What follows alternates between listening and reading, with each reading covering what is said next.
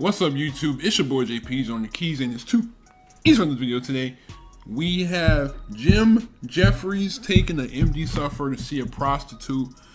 This is something I know some of y'all did recommend. Let's just get to it, bro. Let me see, make sure this is up.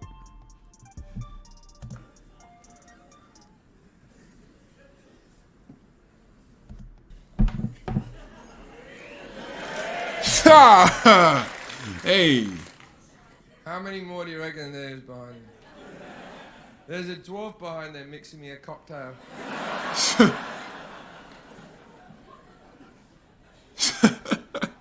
I am fucking drunk now. Alright. I'm going to tell you a story. This story is very long. The first 3 minutes of this story are very depressing. Just hitching up my pants. First 3 minutes of this story are very depressing, but there is a moment where this story takes flight. And you have to hang in there with me until this moment and trust me that the story is going to get good. I grew up at number 3 Turramurra Street. At number 5 was my two best childhood friends, Andrew and Daniel Connor. Daniel was born with a disease called muscular dystrophy. If you don't know what muscular dystrophy is, it's a horrible disease that wastes away at your muscles. It's the same as Lou Gehrig's disease or motor neurone disease, except you're born with it. You get diagnosed when you're about 6 years old, when you're not walking right, they put you on crutches. By the time you're 10, you're in a wheelchair. By the time you're 20, you're in a completely vegetated state. Most people die before their 25th birthday. Dan's lived to be 33 years old, still alive and kicking. Let me rephrase that. Still alive.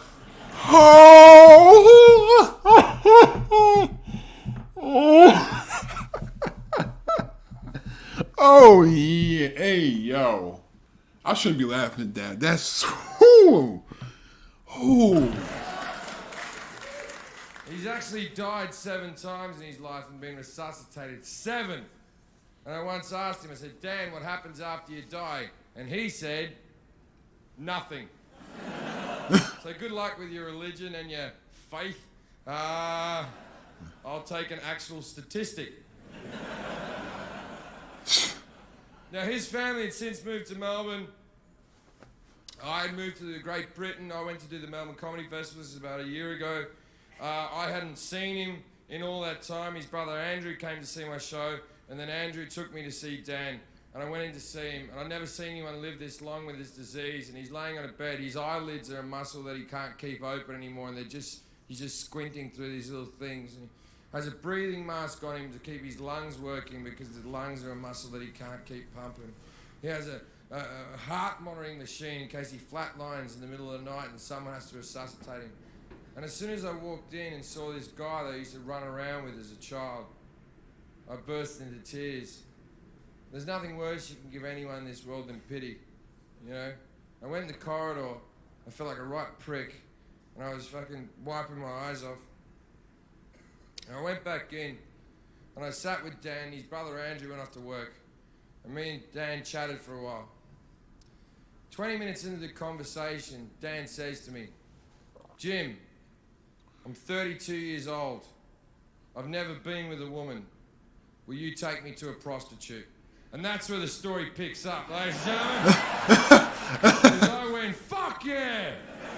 And he remember, don't tell my brother, he wouldn't understand. I said, that's where you're wrong. I've known your brother my entire life. Trust me, he will understand. And against Dan's will, when Andrew came home from work, I pulled Andrew aside and said, Andrew, look, here's the deal.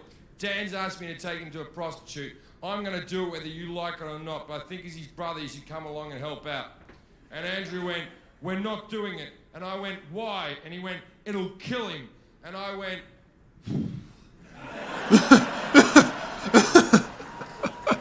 he's gonna die soon anyway. This is a good way for him to go. Like, sure, we'll have to answer a few questions. And he said, we're not doing it. And I said, why? And he goes, because Mum doesn't like you already. And I went, your mum's never liked me. That's why I'm the right guy to kill your brother. And he said, all right, we'll do it, but he can't have full sex. Full sex will kill him. He can only have a blowjob. And I thought that was fairly reasonable. So we went back in and saw Dan. He was where we left him. And we said, Yeah. Dan, here's the deal. I know you told me not to tell you, brother, but I told you, brother. Me and him are both going to take you to the knock shop tomorrow, mate. But you can't have full sex. You can only have a blowjob. And Dan went, I want full sex. And his brother Andrew went, Dan, you're in no position to argue with anyone ever. Then Dan reluctantly agreed. Now, prostitution in Australia is legal. So I spent the rest of the afternoon going through the phone book trying to find a brothel with wheelchair access. Best afternoon ever! Eventually I found one, the biggest brothel in the Southern Hemisphere, the Daily Planet, or as the Australians call it, 4 floors of whores. Oh, wow. It's a 24-hour brothel because Australia's a go-ahead country. So we decided we were going to go early in the morning, like real early, like 6 a.m. We wanted to go when the place was quiet and we weren't going to cause a scene. So we wake him up at 6 o'clock in the morning. It's hard to tell if he's awake. And we get him in his chair. Now, he hasn't got your bog standard fucking wheelchair. He's got one of those big sort of silver-looking things with the truck tyres on it. I think the model's called a Hawking. And even though his muscles don't work, they get sore. So this thing can move him from side to side and back to front and even into a full bed. So we get him in the chair, then we order a taxi. And then it's not like you have black cabs out there. It's like a normal car, but they've modified the back to go higher. And they drive him up through the boot. And they strap him in there. And he sits up high with windows all around him like a big retarded Pope. Or as the Catholics would say, the Pope. And we drive off to the brothel. Now when we get to the brothel, it takes 10 minutes to get him off the taxi. I see this as my window of opportunity. So while they're getting him off the taxi, I run into the brothel. Now there's 2 ways that brothels work. Either the prostitutes will stand in a row in their lingerie and you just pick the one that you want. Or they'll stand around in a bar in evening gowns and high heels and you walk up to the one that you like the look of, chat to her for a bit, act like you've got some type of connection with an Eastern European woman, then take her upstairs and fuck her if you need your life to be this delusional. This is one of these situations. So while they're getting Dan out of the cab, I run into the brothel and go, everyone, quickly, gather round. I haven't got much time. And these 14 bemused hookers shuffle over and I went, look, here's the deal. I have a severely disabled friend with me. If you're not up for it, speak now or forever hold your peace. And one of them went, how bad is he? And I went,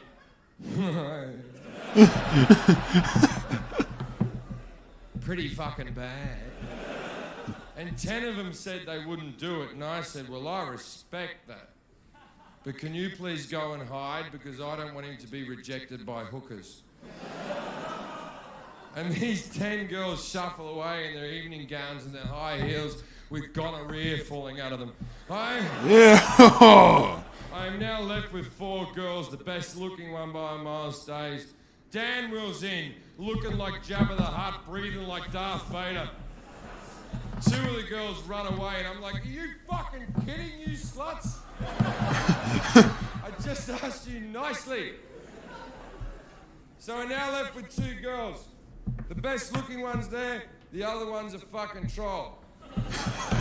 Now, out of respect for the ugly one, I go to Dan, I go, Dan, there's only 2 girls working today, mate.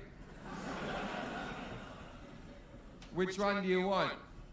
And he said, the one in the green dress. Now, neither of them had a green dress. I stand up and look at Andrew and went, what the fuck is all this about? And Andrew went, oh yeah, his eyes are fucked as well. Now, it turns out that Dan's colourblind. It's not part of the condition, it's just unfortunate. So, I sat with the hooker. Now I'm going to pay for everything. Now, the reason I'm going to pay for everything is simple. I told Dan and Andrew that I would pay for everything as long as I got to tell this story to hundreds of thousands of people in the future. And they said, of course you can, Jim, but be respectful and change our names. Which sounds like the right thing to do now, doesn't it? Now, I haven't changed their names. Their names are Andrew and Daniel Connor from St Kilda, Melbourne, Australia. Yo! I would have liked to have changed their names. It is the right thing to do. But I look at it this way. Even if I changed their names and their parents started watching my comedy, they'd be like, my word, doesn't Randy and Steve sound like our kids? Didn't Jim grow up with a lot of people with muscular dystrophy?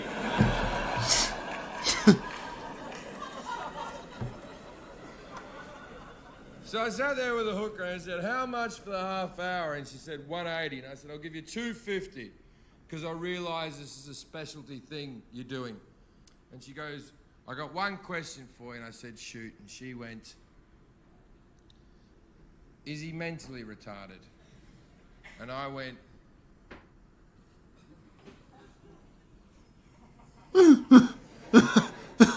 oh, yeah. That's what I do. I find mentally retarded people and take them to prostitutes. I'll be masturbating in the corner. He doesn't even know he's here. And she went, okay then, but if there's two of you, we'll go, no, he's not mentally retarded. It's his choice to come here. There's a good chance he'll die. And she went, what am I meant to do with him? And I went, I don't know. I've never been a hooker. But I'm thinking, give him a bit of a show, dance around a bit, rub your tits in his face, then suck him off. But don't sit on him or fuck him. It'll kill him. Yo, this man is drunk like crazy, yo. So we go up to the room, which thank God was on the first floor. And me and Andrew look at Dan like two proud parents watching our child go to school for the first time.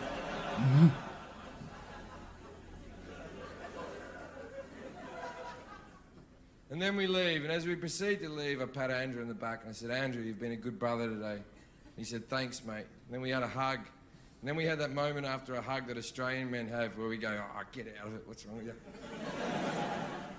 And then I said, hey, Andrew, how does Dan get his clothes off?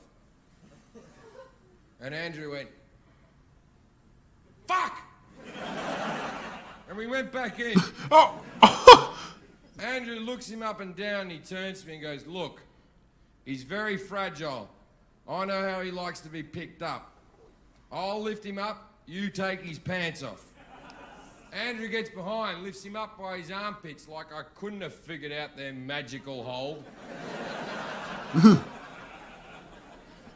I'm on my knees taking Dan's tracksuit pants off.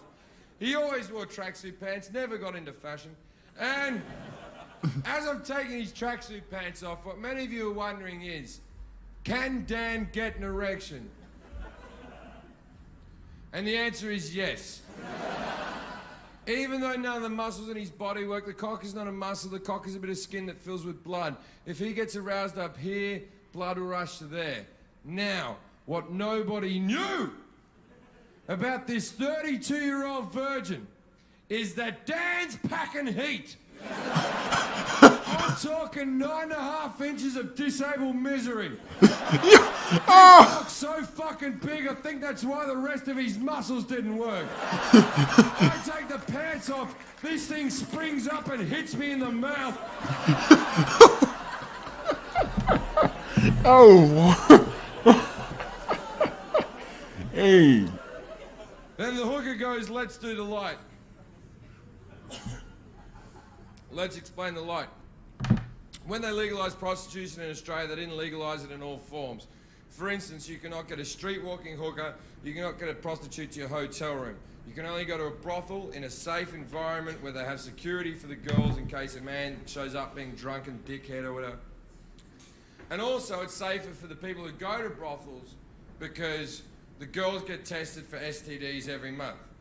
So arguably, you're better off in Australia fucking a prostitute than picking up a girl in a bar. But I'm not going to have that conversation again. Oh my... You try explaining that to a girlfriend, it's a fucking minefield. So. But also they make it safer for the girls. If you're a guy who goes to a prostitute, you have to undergo the light. Let's explain the light. It's very simple. Sounds like what it is. You put your cock under a very bright light and they look around the shaft to see if there's anything untoward. Then they get a magnifying glass out, go through your pubes to make sure nothing's running around. Ew. It's not a big deal. I've been rejected heaps of times. Now the chair's here, there's a bed here, there's a hot tub there, the light's over there. Now we try to get the chair past the bed and the hot tub, but we can't get it through. So me and Andrew walk over the hooker and we're whispering because we don't want Dan to hear, and we're like, we can't do the light thing. And she goes, if you don't do the light, I'm not doing it. And me and Andrew went, come on. He's a virgin, what's the worst that can happen? And she whispered, actually, I'm more concerned about its cleanliness. And then his brother Andrew said loudly and proudly, I washed it before we came out. Now you may think you're a good brother, good sister, good mother, good daughter, whatever the fuck you think you are in this world. But you're nothing until you've washed your disabled brother's cock to take him to a prostitute. That is love, ladies and gentlemen. Tangible fucking love. So we looked at Dan, everyone agreed it was time to go. We looked at Dan, me and Andrew looked at him and went, we're going now, mate. If you've got anything you want to say to us, say it now, because we're going to leave, mate. And this is what Dan did.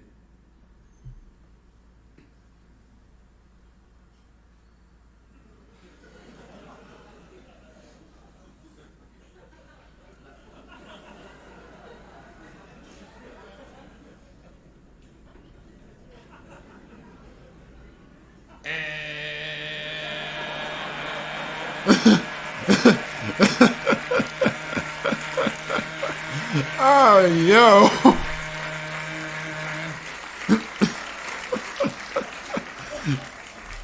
Leave! So, me and Andrew went back down to the bar and we hanged out with the hookers. There's like 10 of them sort of mulling around, yeah. We're standing there. We don't know what Dan's up to, but we're standing around the bar with all the hookers. And then 5 guys from London walk into the bar who are obviously out of their fucking skulls on coke. Now, if you've never taken a lot of coke, then if anyone's got any... Now, if you've never taken coke, you don't... When like 5 or 6 guys get together and take coke on like a Tuesday, there comes a point at about 6 in the morning when we go, well, you better call up some chicks, maybe, and you call up ex-girlfriends, like bring some friends. And it's like, I don't know what you're expecting. So basically, I think it was a Wednesday we did this, and I think these guys have been on coke all night, and they've obviously gone, oh, okay, let's go down to the brothel, we'll go down to the brothel, it'll be fun, we'll go down to the brothel. And I was standing at the bar chatting with all the hookers, and these 5 guys from London walk in, and one of them recognises me and goes, Jim fucking Jefferies. Jim fucking Jefferies. I know you, mate. I know you, the comedian, the Spaz Approved guy, the comedian. And I went, hey, how you doing, man? He goes, hey, Jim. Want a line of Coke? And I went, yes. And I went up to the toilet and did a line of Coke. And I come back out, and obviously I've left Andrew alone for too long. And he was sort of panicking all by himself. And I sort of walk in like, what's wrong? And he goes, what if we've done the wrong thing here? What if he's in there dying right now? What if he stopped fucking breathing? Or what the fuck, his heart stopped? What the fuck are we meant to do? I said, not a problem.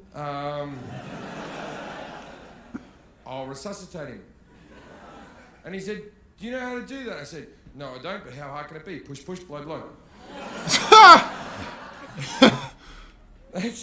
I haven't embellished that in the slightest. That's the exact thing I said to him.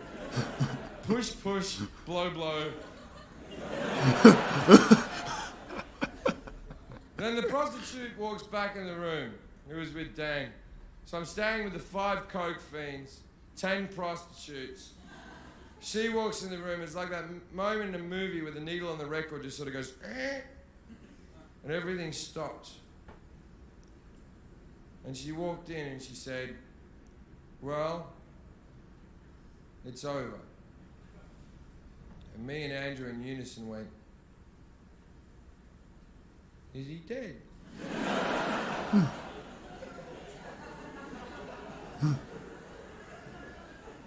And her exact words were, oh, I didn't check that. So, me, Andrew, the 5 coke fiends, the 10 hookers, we all run to the room. Now he's not dead. His chair's back in the upright position. His cock is still sitting up majestically, covered in jizz and spit. But for a man who an hour ago couldn't lift his eyelids, he was sitting there like this.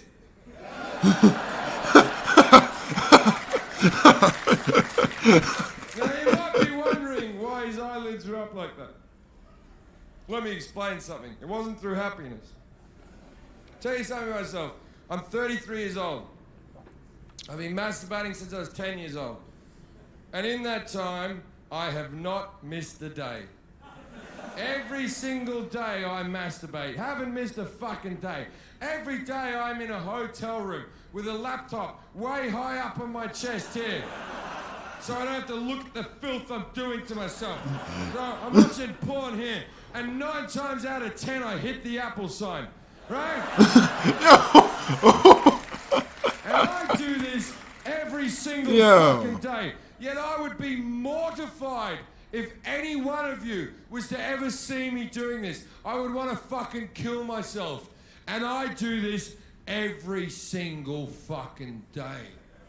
Now imagine if you've never ejaculated through the power of yourself. You've never had another person do it. You're 32 years old, and for the first time you've shot a lot of fucking stale jizz all over the fucking room.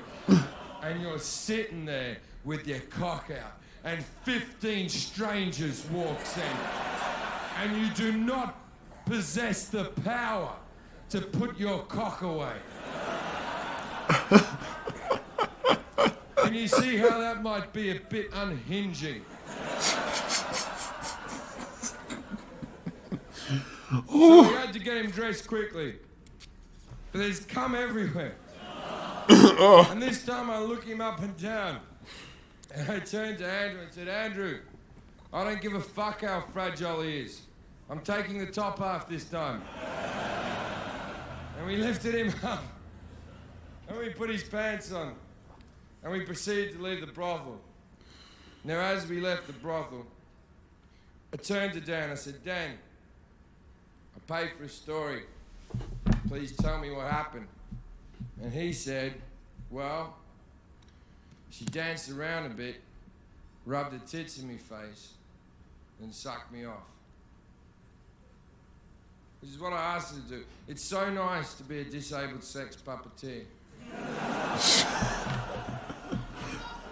But even nicer than that, I used to have a preconceived notion on what I thought about people such as prostitutes, man, but I was wrong.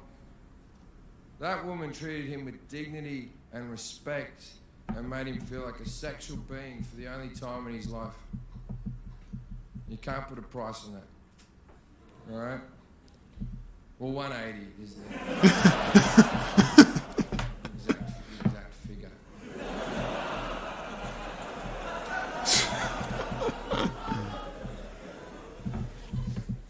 Then we go up front and we go to call a taxi, and the taxi driver who drove us there is still sitting out the front in his car, and he winds his window down and looks out and goes, "I'll drive you home for free. I just need to know what happened." Thank you very much, ladies and gentlemen. Good